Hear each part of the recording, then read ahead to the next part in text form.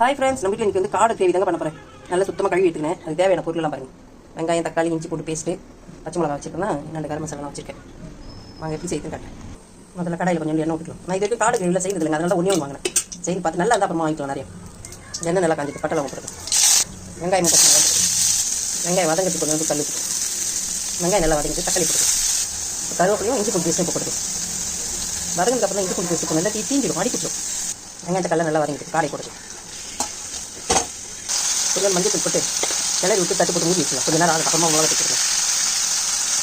நல்லா காடை வதங்கிட்டு தேவையான மிளகா வச்சுருக்கேன். கொஞ்சம் காடை வேகத்துக்காக கொஞ்சமாக தண்ணி ஊற்றி சூப்பராக காடை கிரேவி ரெடி ஆயிடுச்சுங்க.